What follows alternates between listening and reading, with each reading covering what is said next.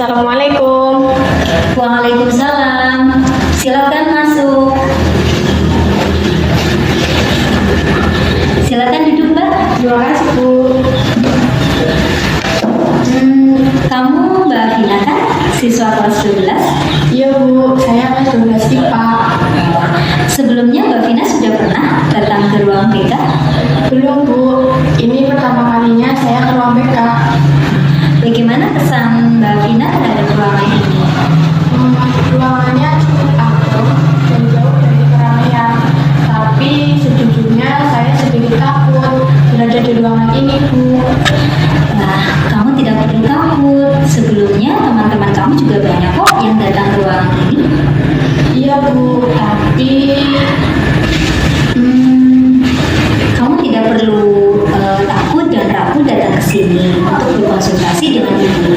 Karena ibu di sini sebagai konselor, tugas ibu memberikan layanan kepada siswa dalam menghadapi masalah atau yang mengalami kesulitan dalam mengambil keputusan. oh, begitu ya, Bu.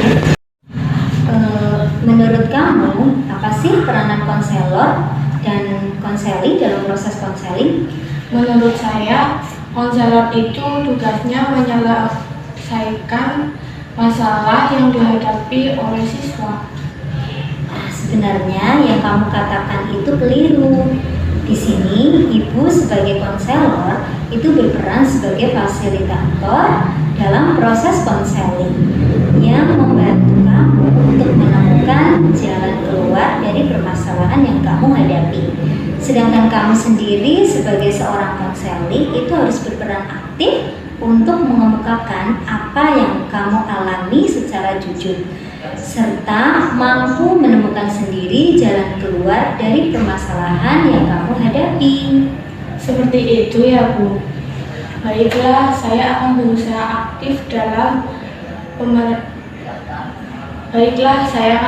aktif dalam proses ini. Tapi saya khawatir, Bu. Pokoknya jangan sampai teman saya tahu ya, Bu. Oh, kalau soal itu, Mbak Vina tidak perlu khawatir. Dalam konseling ini kan ada kode etik yang menjamin kerahasiaan atas masalah yang kamu hadapi. Jadi kamu tidak perlu khawatir. Contoh, aku bisa menjamin pembicaraan ini tidak akan diketahui oleh orang-orang. Oh, begitu ya, Bu. Nah, sebelum kita membahas permasalahanmu, alangkah baiknya kalau kita membuat kesepakatan waktu yang diperlukan untuk proses konseling ini. Apa 30 menit sudah cukup untuk melakukan proses konseling? Ya, Bu. Saya rasa sudah cukup. Nah, baiklah. Kita sudah menyepakati waktu yang digunakan dalam proses konseling ini. Nah, sekarang coba Mbak Vina ceritakan masalah yang sedang Mbak Vina hadapi. Saya sedih, Bu. Belakangan ini saya sering dimarahi oleh ibu. Wah, sering dimarahi kenapa, Mbak? Saya merasa bosan belajar, Bu. Mulai dari jam 7 pagi harus belajar di sekolah, dan setelah pulang dari sekolah saya masih harus ikut les. Belum lagi saat pulang ke rumah harus mengerjakan PR. Jadi kamu merasa bosan dengan aktivitasmu yang itu-itu saja? Iya, Bu. Kalau saya bosan, saya lebih memilih tidur daripada mengerjakan tugas. Saya tidak ingin terlalu lelah. Saya takut nantinya akan jatuh sakit jika terlalu memaksakan diri. Terus saat kamu tidur lebih awal, apa kamu menggantikannya dengan bangun tengah malam atau bangun subuh untuk mengerjakan tugasmu? Tidak, Bu. Saya tetap bangun seperti biasanya. Jadi meskipun kamu tidur lebih awal, kamu tetap bangun seperti biasanya dan tidak mengerjakan tugas. Iya, Bu. Saya tahu bahwa apa yang saya lakukan itu tidak tepat, tapi itu membuat saya merasa nyaman. Saya sadar Bu, seharusnya saya belajar dengan giat karena sebentar lagi saya akan ujian. Kamu mengatakan kamu harus giat belajar untuk menghadapi ujian, tapi kamu merasa nyaman tidur lebih awal dan tidak pernah mengerjakan tugas. Iya Bu, saya bingung harus bagaimana. Saya takut gagal saat ujian.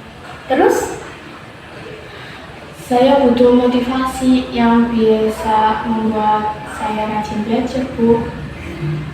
kamu butuh motivasi untuk belajar karena kamu takut akan gagal dalam ujian. Iya Bu, kalau saya begini terus, saya akan gagal dalam ujian itu Bu. Jadi kamu juga merasa tertekan ya dalam menghadapi ujian? Iya Bu, saya takut gagal Bu. Kalau saya gagal, orang tua saya pasti akan marah dan teman-teman akan menjauhi saya. Ibu mengerti dengan perasaanmu. Berdasarkan cerita Mbak Vina tadi, sepertinya kamu mulai bosan belajar karena jadwal belajarnya Mbak Vina itu terlalu padat. Namun Mbak Vina juga merasa takut gagal dalam ujian karena tidak tahu harus bagaimana agar semangat lagi, begitu kan? Iya Bu, emang betul. Ibu paham dengan apa yang kamu alami sekarang.